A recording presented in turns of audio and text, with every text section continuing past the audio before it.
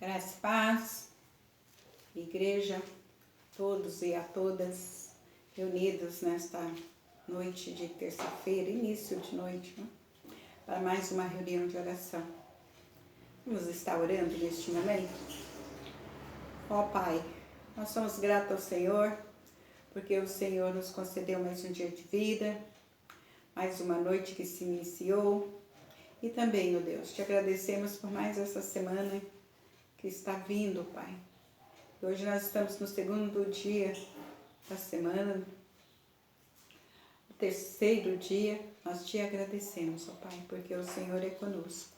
Pai, neste momento queremos pôr nosso coração em Tuas mãos, entregarmos-nos ao Senhor, abrir os nossos corações, para que o Senhor venha ministrar e falar conosco através da palavra, da leitura da Tua palavra, através da pastora, através das orações, através dos cânticos e principalmente, ó Pai, ouvirmos, pararmos e estarmos atentos à Tua voz. Teu Santo Espírito revele a nós de uma forma, Senhor, que nós jamais possamos esquecer tudo que o Senhor tem feito, as bênçãos que o Senhor tem dispensado sobre nós. Pedimos ao Senhor em favor da nossa igreja, ó Pai, de cada membro, de cada um, ó Deus, de cada que faz parte, ó Deus, da nossa igreja. Pedimos pela vida dos enfermos, ó Deus. Irmão Pedro pede em favor daquela senhora, assim, Pai. Já oramos, entregamos ela nas Tuas mãos, ó Deus. Que o Senhor faça, Senhor Deus, a Tua vontade na vida dela, segundo o Teu querer. Ó Deus, ser conosco. Também te agradecemos porque podemos estar juntos mais uma vez na reunião de oração. Ser conosco é que eu te peço, no nome santo de Jesus é que oramos. Amém. Abrindo nossas Bíblias em Mateus capítulo 2, estaremos lendo apenas o versículo 18. Mateus capítulo 2, versículo 18. Ouviu-se um clamor em Ramá, pranto, choro e grande lamento. Era Raquel chorando por seus filhos e inconsolável porque não mais existem. Amém? O Senhor abençoe a leitura e agora nós vamos estar compartilhando da reflexão. Vou deixar a Bíblia aqui um pouquinho de lado, que nós estaremos lendo ainda outro texto.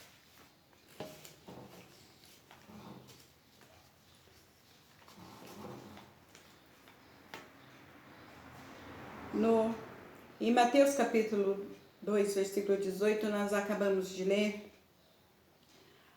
o versículo que diz, né, quando Herodes mandou matar todas as crianças até 2 anos de idade, para que Jesus fosse morto. E o anjo já havia aparecido a seus pais, principalmente a José, dizendo para que eles fossem embora para o Egito, fugissem para o Egito. E todos ali que ouviram e tiveram seus filhos mortos, assassinados, choravam, né? Todas as mães e aqueles que ficaram sem seus filhinhos, né? Ainda crianças, inocentes, anjinhos, bebês.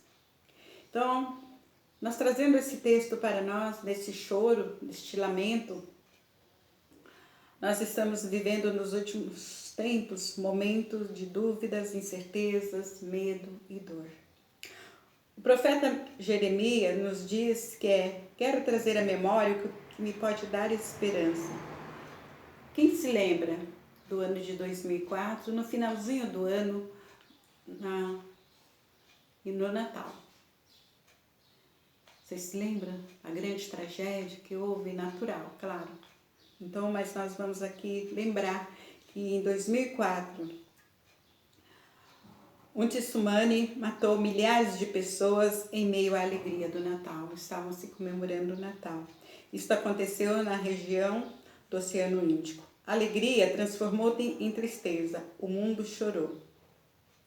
Beth Richardson escreveu, parafuseando o lamento de Mateus, né, no texto, no versículo citado acima, Deus chora.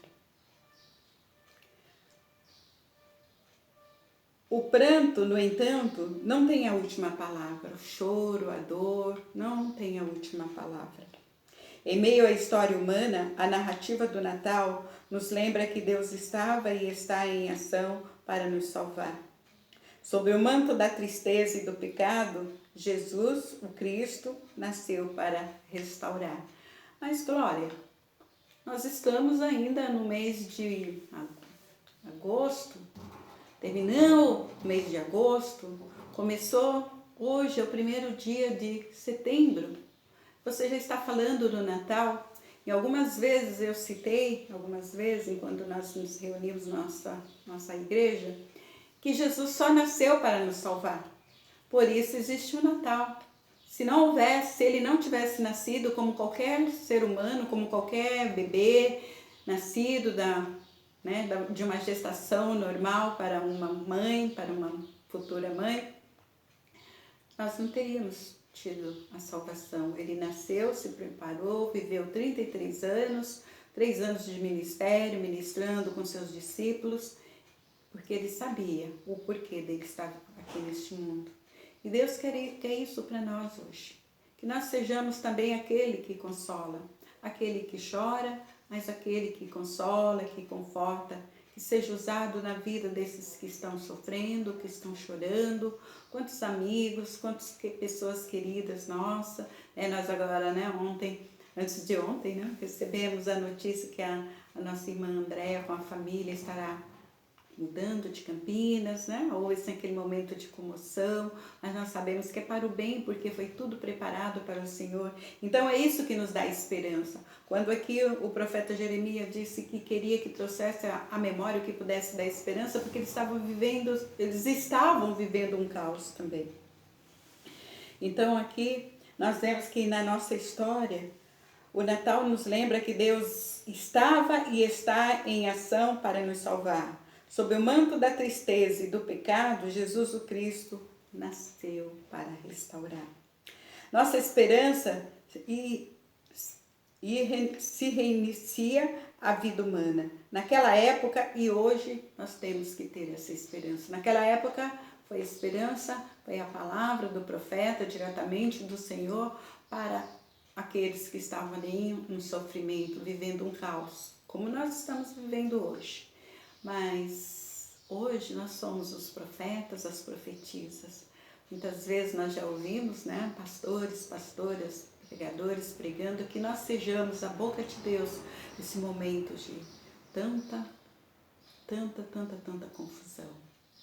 E aí eu ouvi uma mensagem no final da semana dizendo que neste momento de tanta coisa que nos acomete, as igrejas de portas fechadas, nós deveríamos, como igreja, ser o carinho de Deus para esse sofrimento de todos. Mas aqui nós vemos que as circunstâncias falam em morte e desespero. O Espírito de Deus irrompe no mundo com dádivas de vida nova e esperança para a humanidade. E por meio dos corações das pessoas abertos para recebê-los. Nós temos que estar com os nossos corações abertos para receber essas dádivas do Senhor. Para que nós possamos ser consoladores, bem-aventurados que choram porque serão consolados. E quando nós choramos, com certeza, Deus usou e usa sempre alguém para nos confortar, para nos consolar. Sim, no mesmo contexto original do lamento de Mateus pelos filhos, que não era só de pranto, mas de esperança e restauração, após o exílio e a destruição.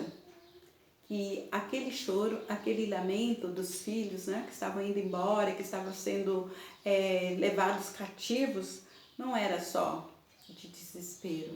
Poderia ser também, e era também de esperança, porque o Senhor prometeu.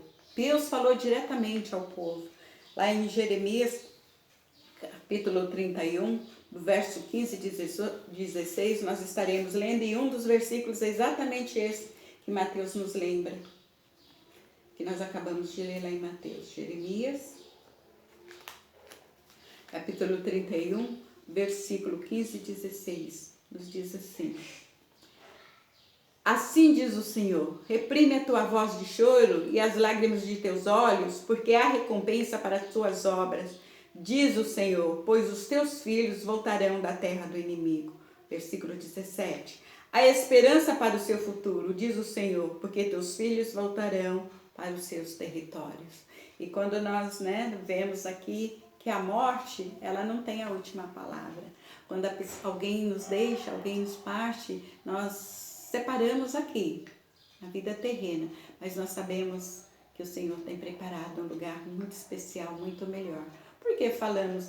Porque o Senhor deu essa palavra para nos confortar, para nos consolar, para que nós possamos ter esperança de que tudo isso vai passar. De que forma? Não sabemos. Quando? Também não sabemos. Mas o Senhor sabe, com certeza. E quando tudo mudar, porque será diferente, não seremos as mesmas pessoas, não seremos a mesma igreja, com certeza. Sentiremos faltas de algum, teremos nosso choro de conforto, de consolo daqueles que perderam seus entes queridos, mas nós sabemos que Deus se faz presente. E para encerrar essa reflexão, ele nos diz assim: essa foi a palavra do Senhor lá em Jeremias capítulo 31, versículo 15 e 16. Choremos com os que choram e demonstremos nosso cuidado em atos de misericórdia. Também busquemos e celebremos os sinais da presença de Deus, o Deus de vida nova e esperança, que habita em nosso meio, para nos confortar e guiar. Deus jamais promete que nossas lutas, nossas vidas serão isentas de preocupações e dificuldades ou sofrimento, mas promete estar sempre conosco nos bons e nos maus momentos. As dádivas de Deus vão muito além do que podemos imaginar. Nós temos recebido essas bênçãos, Deus tem nos abençoado. Enquanto nós vemos a família do André, o Sérgio, a Julinha, a Dona Edir, partindo, mas com a esperança de que tudo será melhor, de que tudo será na vida deles profissional, porque Deus preparou este momento, este lugar para eles. E com certeza, enquanto aqui vai ficar a saudade, fica, às vezes aquele chorinho de despedida, nós nos enchemos de esperança de que Deus fará o melhor para eles, como tem feito para nós, até este momento que temos vivido com tanta dificuldade e incerteza. Mas Deus é conosco e Deus nos dá essa palavra para que nós possamos ser aqueles e aquelas que possam confortar e consolar. Aqueles e aquelas que são confortados e que são consolados. E como nós finalizamos aqui, Ele jamais promete que nossas vidas serão isentas de preocupações, dificuldades ou sofrimento, mas promete estar sempre conosco nos bons e maus momentos. As dádivas de Deus vão muito além do que podemos imaginar. Amém?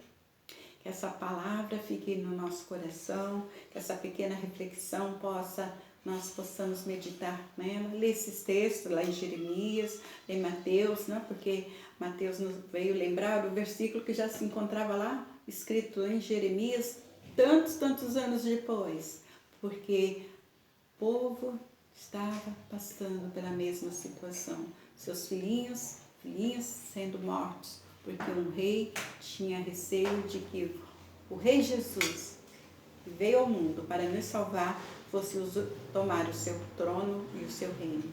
E não era isso. Ele veio para que o reino de Deus cresça e aumente aqui nessa terra e que nós somos os seus embaixadores. Amém? Deus abençoe a todos.